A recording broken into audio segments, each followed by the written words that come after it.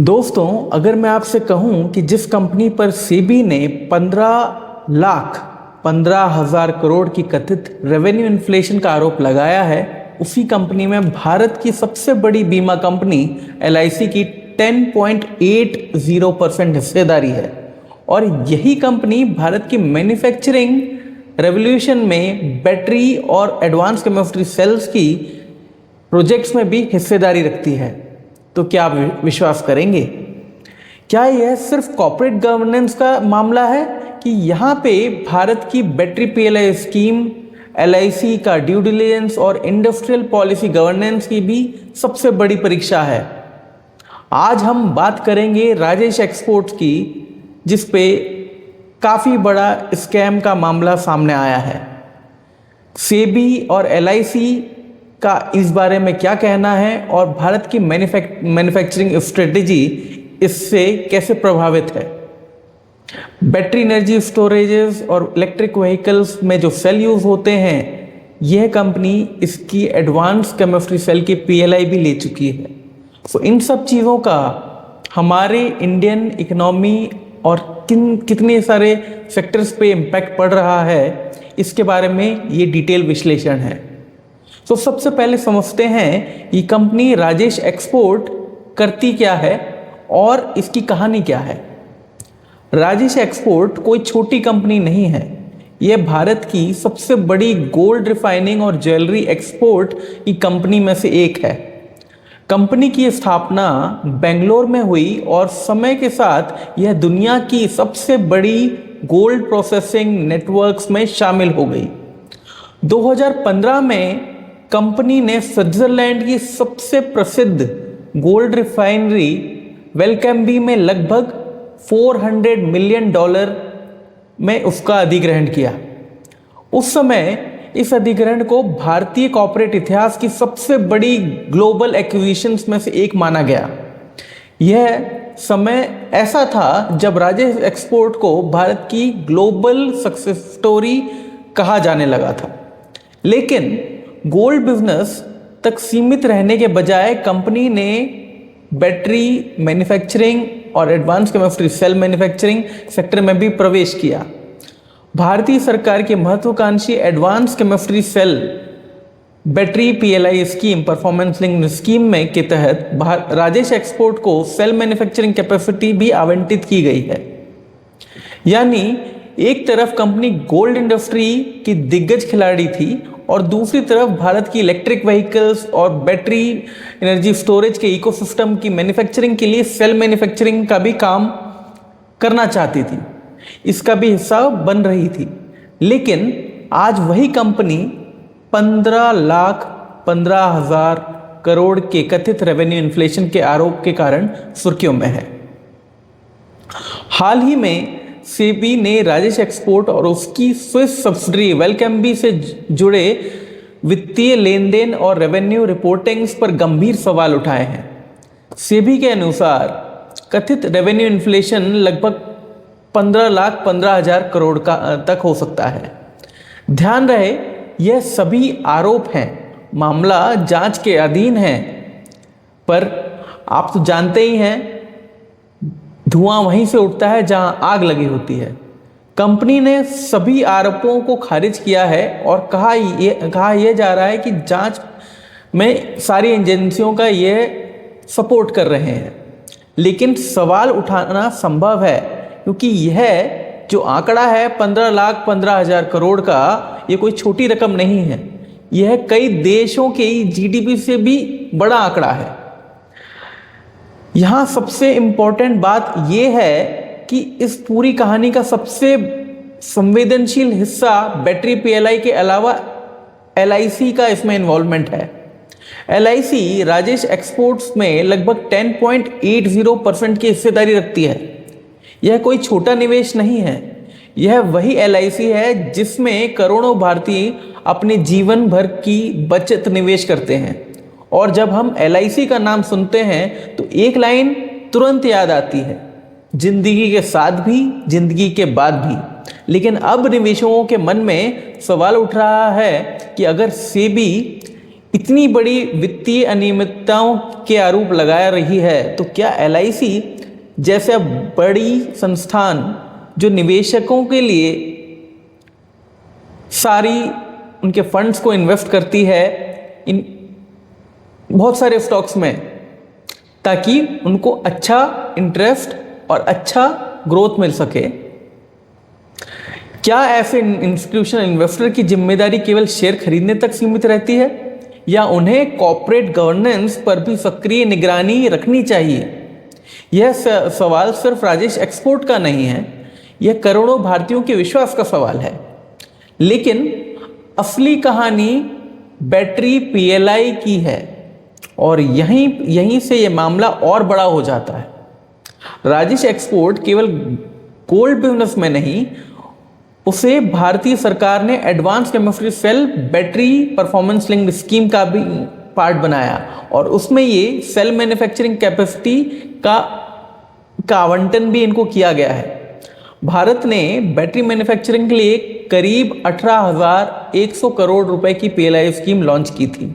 उद्देश्य था चीन पर निर्भरता कम करना, भारत में सेल मैन्युफैक्चरिंग शुरू करना, ईवी इकोसिस्टम को बढ़ावा देना, एनर्जी स्टोरेज इंडस्ट्री जो आपकी रिन्यूएबल एनर्जी होती है उसमें उसकी एनर्जी इंटरमिटेंट रहती है, यानी कि सोलर की एनर्जी आपको दिन में मिलती है बट शाम को नहीं मिल पाती, तो उस एनर्जी को आप स्टोर कर सकते हैं इन बैटरी एनर्जी स्टोरेज।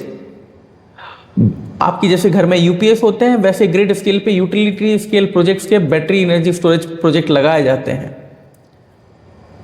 तो इनके जो सेल बनते हैं, राजेश एक्सपोर्ट इनके जो लिथियम आयन सेल है इन पे काम कर रही थी।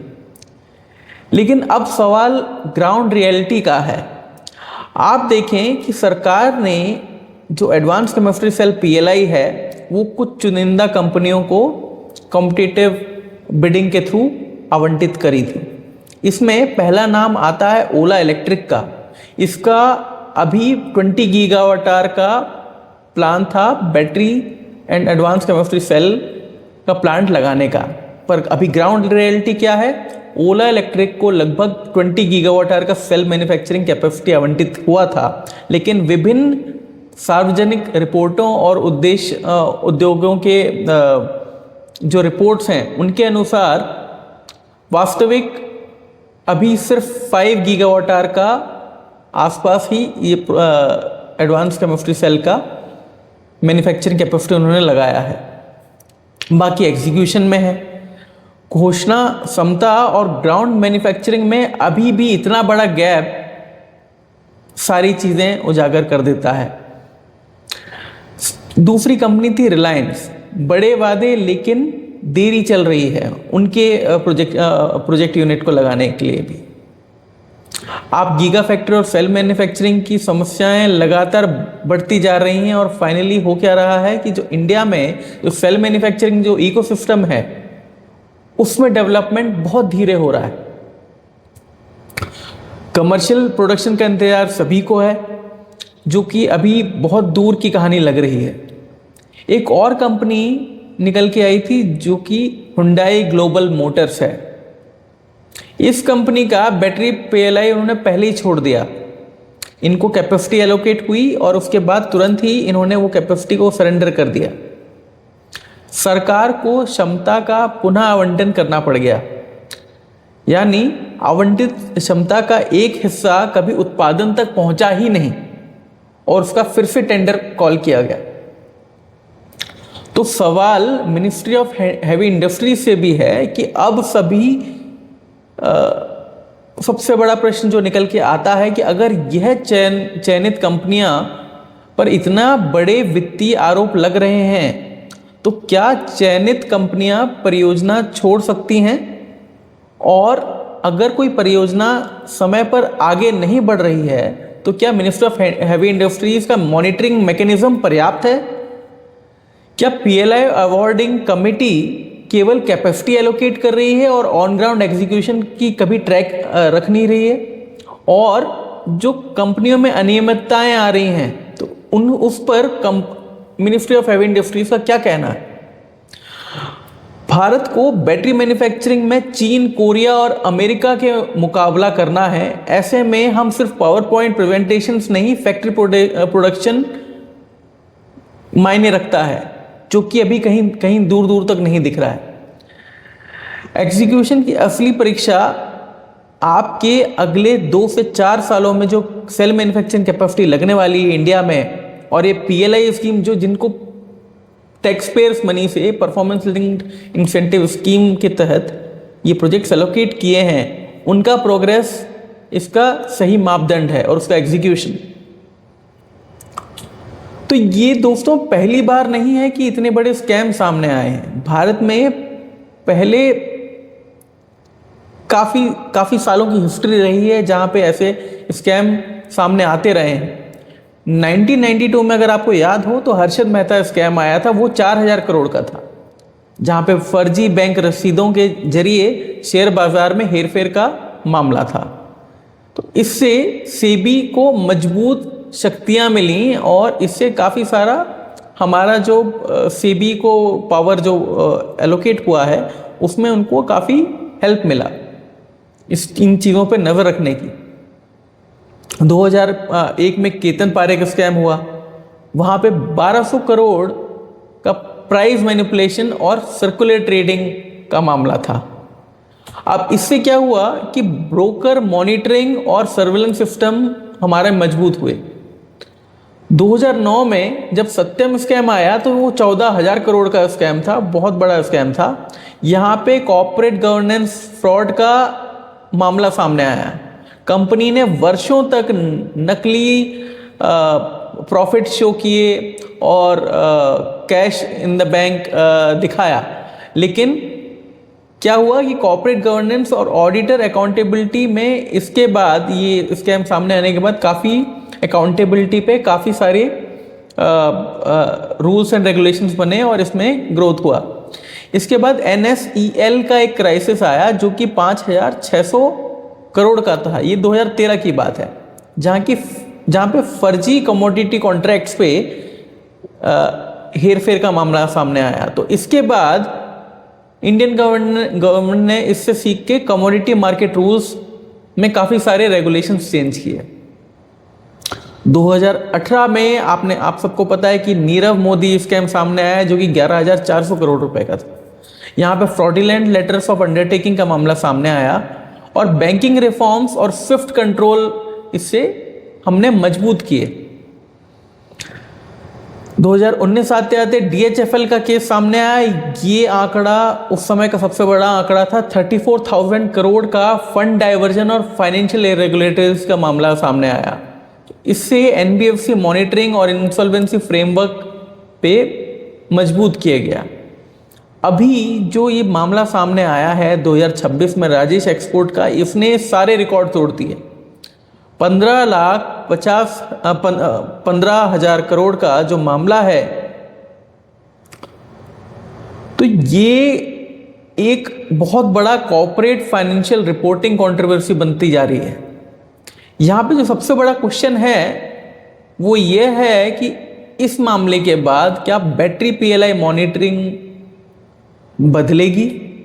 क्या इंस्टीट्यूशनल इन्वेस्टर्स की अकाउंटेबिलिटी बढ़ेगी? ड्यू डिलिजेंस स्टैंडर्ड्स मजबूत होंगे? इंडस्ट्रियल पॉलिसी गवर्नेंस में सुधार आएगा? क्योंकि इतिहास हमें एक बात सिखाता है, हर्षद मेहता ने कैपिटल मार्केट्स बदल दिए, सत्यम ने कॉर्पोरेट गवर्नेंस बदल दी, नीरव मोदी ने बैंकिंग सिस्टम बदल दिया। तो क्या भारत में अब जो राजेश एक्सपोर्ट्स का जो स्कैम सामने आ रहा है, क्या ये बैटरी PLI गवर्नेंस को बदल देगा? राजेश एक्सपोर्ट्स पर लगे आरोप अभी सिद्ध नहीं हुए हैं, जांचें जारी हैं, लेकिन इस पूरे विवाद से भारत की बैटरी PLI स्कीम के सामने एक बड़ा आईना रख दिया है। क्या हमें केवल गीगावाट आवर एलोकेट कर रहे हैं कि वास्तव में इसका मजबूती से ग्राउंड रियलिटी चेक भी कर रहे हैं? हमको सिर्फ पावर पॉइंट प्रेजेंटेशंस और जो आपकी फाइलिंग्स हैं उन तक सीमित नहीं रहना है। हमको ये प्रोजेक्ट्स फैक्ट्री फ्लोर्स पे, कमर्शियल प्रोडक्शन में और ऑन ग्राउंड एग्जीक्यूशन के साथ चाहिए। तो सेबी का आरोप राजेश एक्सपोर्ट पर है, लेकिन सवाल एलआईसी की ड्यू डिलिजेंस का है, बैटरी पीएलआई का है और इसकी मॉनिटरिंग का है, और भारत की इंडस्ट्री पॉलिसी गवर्नेंस पर उठ रहा है। एक अंतिम सवाल के साथ मैं इस वीडियो को एंड करना चाहूँगा। एलआईसी कहती है जिंदगी के साथ भी, जिंदगी के बाद भी, लेकिन क्या वो ये भी समझती है कि क्या निवेशकों का विश्वास भी ये भी एक तीसरा पहलू है जिसको हमको हमेशा ध्यान रखना चाहिए। हालांकि खबरें ये भी हैं कि पीएमओ इस मामले को डायरेक्टली अब ओवरसी कर रहा है, तो मैं डेफिनेटली हम और हमारे व्यूअर्स ये जानना चाहेंगे कि गवर्नमेंट इन सब चीज़ों पे क्या एक्शन लेती है। अगर इसके रिगार्डिंग और अपडेट्स आते हैं तो मैं और एक नया वीडियो बना के इस चैनल पे पोस्ट करूँगा। Thank you. अगर आपको ये विश्लेषण उपयोगी लगा हो तो वीडियो को लाइक करें, शेयर करें और सब्सक्राइब करें in the Chetan Pathak vlogs को, क्योंकि यहाँ सिर्फ खबरें नहीं बताते, हम आपको खबरों के पीछे की नीति, राजनीति, उद्योग और आर्थिक कहानियों को भी समझाते हैं। Do like, share, subscribe to this video. Looking forward for seeing you in my next episode. Thank you.